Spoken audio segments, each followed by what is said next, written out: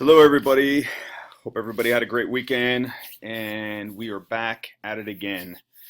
And by the way, for the record, I'm going to try to do this very fast so people don't have to spend 20 minutes watching a video. But anyway, for the record, I'm not eating potato chips. If you hear these funny sounds, crumpling, thanks, John Eric, for bringing that to my attention. Matter of fact, I am actually down 2 pounds this week. So, potato chips is not in my diet, and I would hope it's not in yours either. Anyway, so starting off on Monday, the lift. We're starting a Wedler 531 program. So we've done this in the past. It's very simple, basic, but awesome program, very effective. It's more or less 3 weeks, then a 1 week deload, and then a max out. And I mean, we can rotate that every 5 weeks if we really wanted to, and there's a lot of success to it. Um, we're going off our 1 rep working max again. That is basically 10% off your true 1 rep max. So if you're able to squat 300 pounds for the most you can possibly squat, that's your true 1 rep max. You take 10% off of that, so it'd be 270. Take 30%, 30 pounds off. Then you're going to go 65% of 270 and do 5 reps, 75%, 5 reps. The 5+1 means that you're going to get at least 5 reps, but you're going to continue on. If you can pump out an additional 2, 3 reps, if you're hitting 7 or 8, that's actually perfect. If you're hitting like 10, 12 reps, then you went too late. You're not actually doing the right percentages. And in order for this to be effective, you really, really, really need to make sure you're using the proper weight or percentage protocol. Going into skill movement, cluster. It's a squat clean into a thruster. So off the floor, you squat clean the bar, and instead of stopping at the top in the front rack position, you're going to continue right into a thruster. You got 10 minutes to practice this movement. It's more of a skill movement. I'm really not concerned for you to go develop a 1 rep max this day. We're really just trying to focus on the movement pattern. So again, I'm doing everything's breaking down into L1, L2, L3, makes it a little bit more simpler. I do not like calling things scaled or modified or et cetera, et cetera. If you're in the development stages, you're relatively new at doing the program, you need to leave your ego outside and basically follow what works best for you. So in other words, if we're doing 21, 15, 9 for time of this couplet, which is 2 movements, and number 1 is a cluster, number 2 is a box step up for you. You're going to use a 65 pounds or 45 for women, 20-inch box jump, 16 for women. Guys and girls, remember, if you're using an empty bar, do not go all the way down to the ground, because that is not good for your lower lumbar. You're rounding off your back. It's horrible to do that. You want to go to mid shin, which would mimic as if you had plates on your bar. Coaches are on top of this, so if you have any questions, and if they see you doing it, they should be jumping on you and making the correction right then and there. As you can see, level 2, we go a little heavier. Now we're going into box jumps. Careful on the rebound on the box jumps. I'd rather see step down if possible. I know you're going for time. However, I'd rather see you step down for safety. This is training. This isn't a competition. It's really not worth taking the risk to blow out your Achilles tendon. Level 3, we're even going higher. We're going to 135 and 95, and then box jumps are getting a little higher as well. I'm throwing in accessory movements at the end of the workouts. Some people have actually asked me to come up with it again.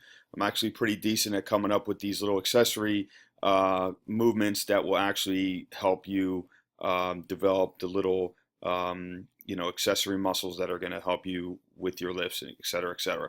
One-legged RDLs, 3x8 each leg. These are pretty tough. We've done them in the past. Look past for the videos if you're not understanding what it is, or the coach can demonstrate. Glute ham sit-ups, 3x10 to 15 reps.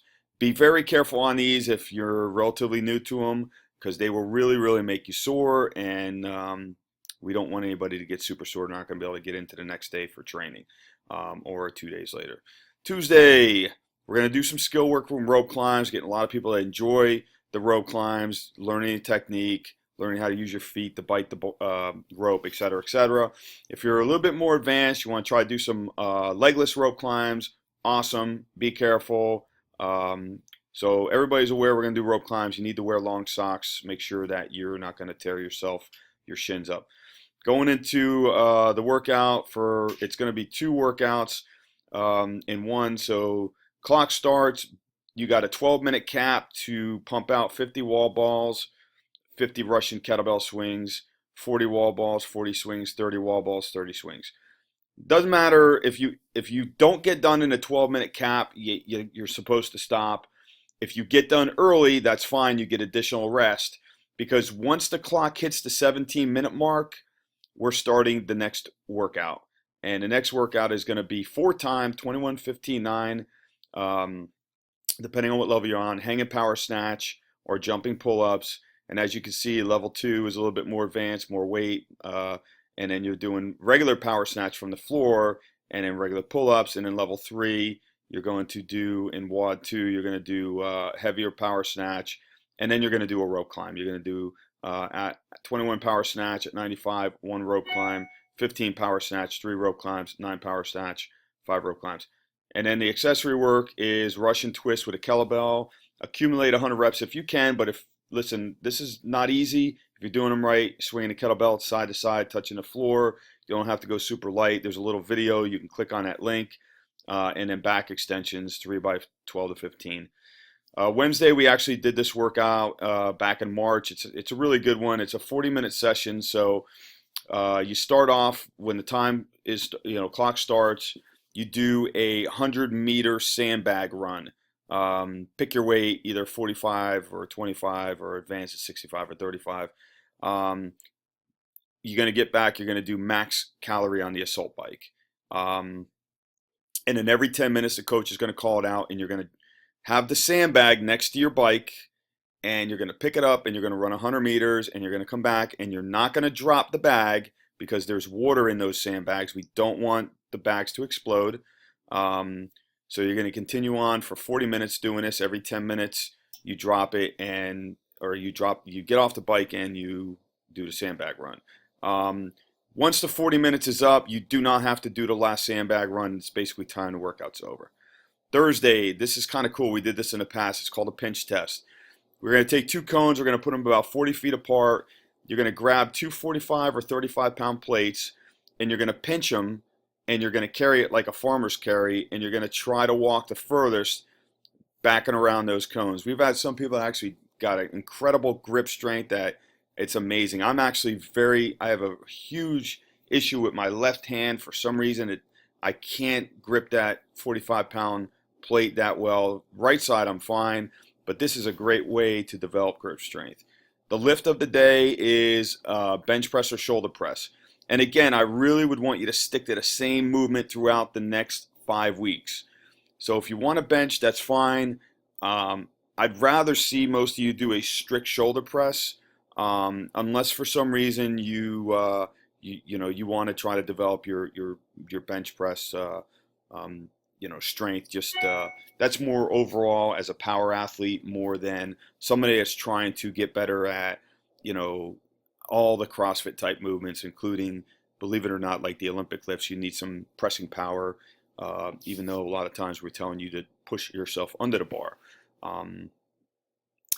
And again, it's the same protocol, 5 by 65 of your 1 rep working max, 5 by reps at 75%, and then 5 or more at 85%. So if you're only hitting 4 reps on this, that means you may be going a little too heavy as well. Some people have done this Wedler program with the true 1 rep max percentage-wise. I've done that, and I got to tell you, man, it's very difficult to hit 5 reps at 85% of your true 1 rep working max. And keep in mind that changes a lot throughout the course of, the year, depending on if you're peaking or if you're deloading or if you're a little burnt up from doing other movements. So keep that in mind as well. Don't get freaked out if you start missing some of these rep ranges. This is really cool for the conditioning. I'm going to actually just go right to the level 3 and explain that so these videos don't take so long. You guys on level 1 or level 2, you can just read on. So it's the same thing we did last week. It's 5 cycles. It's a 2-minute AMRAP. Going up the ladder, you pick it up where you left off. So coach is going to say go. You're going to do 3 power cleans from the floor. The higher level is 155, 105, and then you're going to do burpee over bar 3 3 reps. Then you're going to go 6, 6, 9, 9, 12, 12. When the coach calls time, wherever you stop, say you're at 9, you did your 9 power cleans and you're on your 3rd burpee over bar. So when they call time again for the next 2-minute AMRAP, you're going to start off on the 4th burpee over bar and continue up the ladder. So try to remember where you left off. You get 2-minute rest. There's a forced rest period in this, which is very important. 5 cycles, so the entire thing takes 18 minutes, I believe. Accessory, weighted plank hold. So somebody's going to put a 45 or a 25-pound plate on your back. You're going to try to accumulate up to 2 minutes. Nobody, well, I'm not going to say nobody, but not many of us are able to hold a plank for 2 minutes like a true plank hold where your butt isn't all the way up in the air. So try to keep your glutes and everything activated. And, if you have to take a rest every 30, 40, 50 seconds, whatever, that's fine. That's what I do. Weighted side bends with a 53-pound kettlebell. You only have one on one side, and you're going to just do a side bend. There's a little video. Check it out. It's pretty cool. Friday, deadlifts. Same rep protocol. Going into a conditioning workout. This is one of my favorite workouts, actually. It's a hopefully it won't rain on us. I got to check the weather. But it's a high bar prowler push, 5 burpees, and then you're going to push it low bar. This is going to be very difficult, especially with some of you that are using a heavier weight. So don't get freaked out. A lot of it has to do with your sneakers. That road is horrible out there. So God forbid, if you're not able to do low bar, don't sit there and spend all the time trying to get it on that 3-minute clock that you have. Turn it around and do the high bar back. Or go lighter, man. It's not the end of the world. And then you're going to max out on deadlifts. As you can say, there's different weights, whatever time's left on that 3-minute clock. Just be careful with the back. We don't want to see an injury. Make sure your technique, all your form, focus on your form. And this will be a good one. I'm not even putting an accessory in here because this workout's going to smoke everybody. They're not going to want to do anything. They're going to want to get out of there and enjoy the weekend. And then I'll have something lined up for you Saturday. And as you can see, a little peek of what's going to happen next week. The rep's going to change a little bit on the 5-3-1. Alrighty, well, everybody have a great Sunday night, and we'll see you this week, and enjoy this week's training. And if you have any questions, just go ahead and post them.